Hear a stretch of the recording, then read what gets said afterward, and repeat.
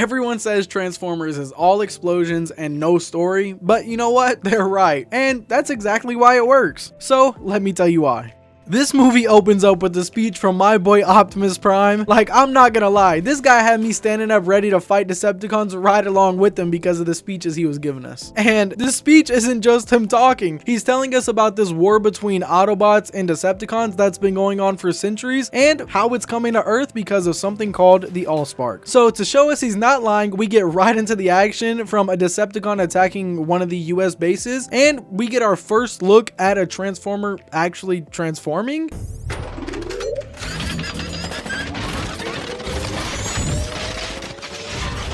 I'm not gonna lie, I don't know how anyone would have survived this, but somehow, some way, all of our main military characters survived. But the action doesn't stop there, because then we meet some nerdy dude named Sam Witwicky, who gives us a lore dump about his great-great-grandfather discovering some frozen guy in the Arctic.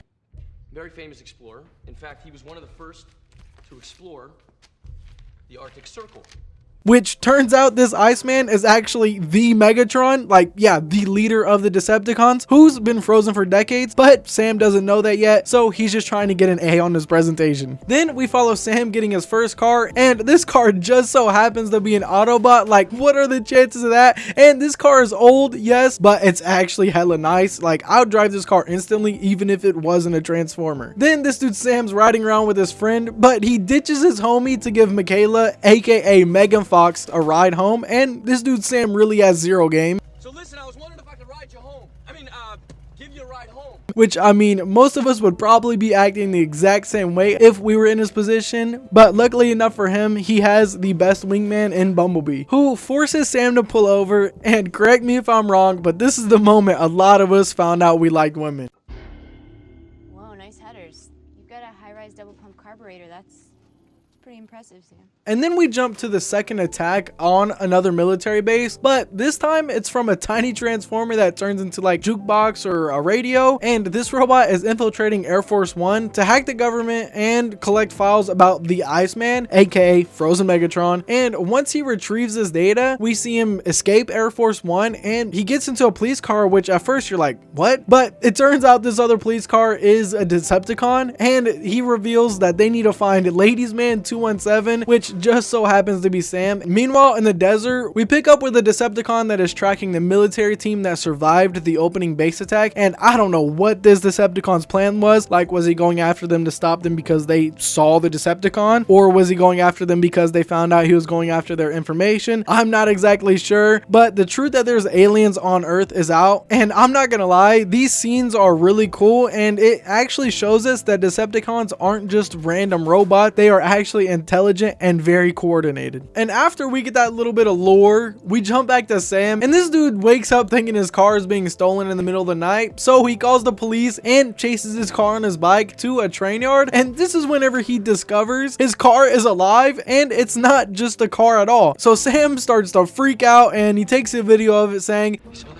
This is my last words on Earth. I just want to say, Mom, Dad, I love you. and this is so real. Like, anybody in this situation would think it's over because they just saw something they weren't supposed to. But this dude Sam starts going insane, thinking his car is stalking him, so he takes off running from his car that he thinks is chasing him, and somehow he ends up running under an underpass or like a homeless camp. I'm not exactly sure, but that's where he sees a police car, which you think is good, right? Well, no, it's not, because this is the same cop car from earlier that is a Decepticon. And this scene is hilarious because this Decepticon starts grilling him like, Are you username Ladiesman 217? I don't know what you're talking about. Are you username Ladiesman 217? but before this Decepticon can do anything further, Bumblebee rolls up and Sam and Michaela jump in, and now they're running for their lives from this police car Decepticon. And this is where we get our first legit Autobot and Decepticon fight. Well, most of it actually happens off screen, but Bumblebee puts the pause on Barricade. And while that fight is happening, Sam and Michaela are running for their lives from the Decepticon that broke into Air Force One. I have no idea what his name is, but the little jukebox guy. And after Bumblebee puts the pause on Barricade, Bumblebee drives Sam and Michaela somewhere safe, and they finally have a moment to breathe where Sam and Michaela actually bond a little. But Michaela just has to go and ruin it by saying,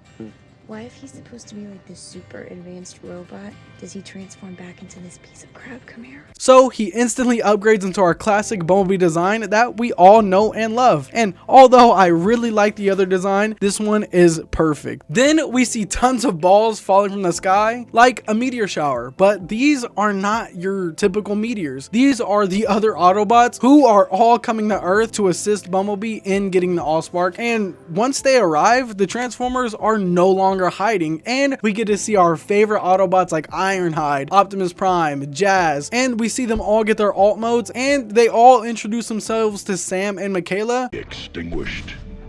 Sam Witwicky. You hold the key to Earth's survival.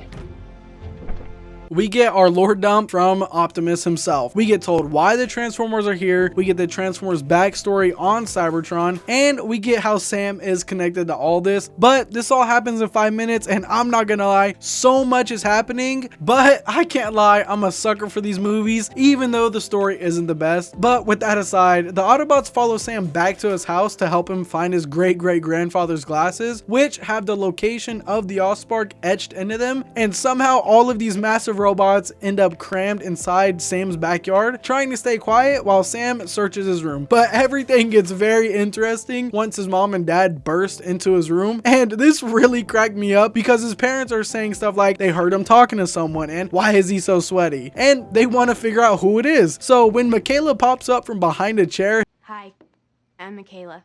I'm a friend of Sam's. Gosh, you're gorgeous. his parents think he was getting lucky, and this makes everything so awkward. And to make everything better, a military group called Sector 7 arrives at his house and finds out he's had direct contact with the Transformers.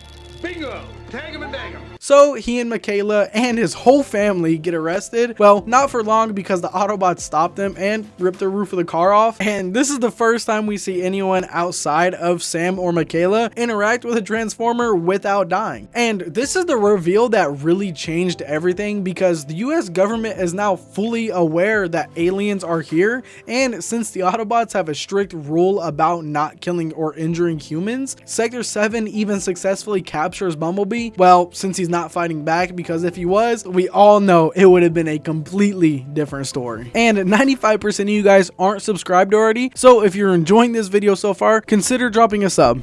And after Bumblebee, Sam, and Michaela are captured, they're all taken to Sector 7's secret base under a dam. And I'm not gonna lie, I really hated them torturing Bumblebee, and it really made me mad. Like, he's an alien, yes, but that doesn't make him evil, and you cannot be for real. They got this dude Megatron, aka the Iceman, from Sam's presentation, frosted up and locked in there like it's nothing. Like, this is the leader of the Decepticons, and they're just keeping him on ice in the same building as the All Spark. And here we go. That annoying little Decepticon from earlier in the movie finds out where the cube is. This dude even unfreezes Megatron, releasing possibly the deadliest threat to humanity into the wild. And this dude Megatron wastes no time. He wakes up talking about, Where is the cube? and he's menacing as hell. But luckily enough for everybody involved, the humans gain some sense and let Bumblebee go, and he grabs the cube and gets the hell out of there, reuniting with the other Autobots. But the Decepticons aren't far behind them, and I'm not gonna lie, this fight scene between Optimus and Bonecrusher is still one of my favorites to this day.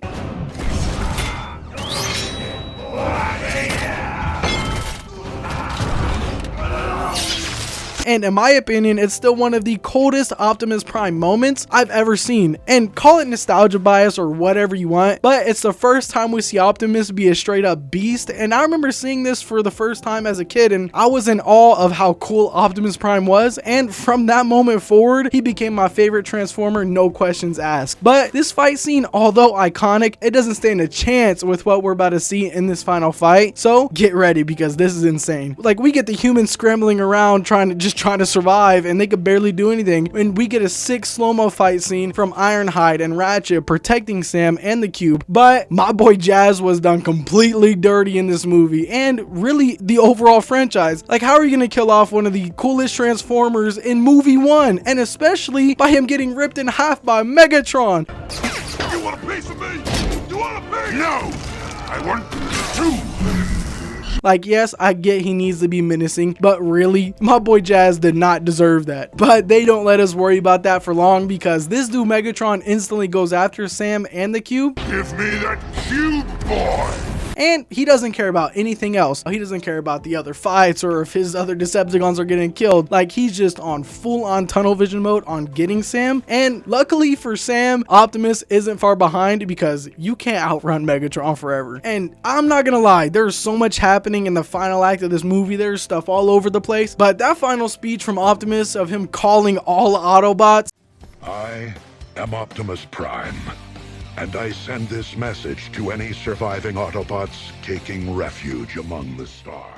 Had me ready to stand with the Autobots no matter what happened. And that Linkin Park song really sold the experience for me. I don't know if it was popular before the movie's released or if it was made for the movie, but it perfectly matches Transformers either way. And I'll say this, people only hate Transformers because of the story, but that's missing the point. The action and spectacle is why you watch these movies, and they easily have some of the greatest action sequences from the early 2000s, like the highway chase, Optimus versus Megatron, and that Linkin Park ending. It all just works. And rewatching this movie reminded me exactly why I fell in love with the Transformers franchise, apart from the animated cartoons, but these movies specifically. So if you haven't watched them in years, go back and watch it again, but watch it with the mindset of, oh, I'm just here for fun, because you'll remember why you loved it too. And I have a question for you guys. Did Transformers hit the same for you? Drop a comment and let me know down below. Thanks for watching, and as always, stay curious and keep the conversation going.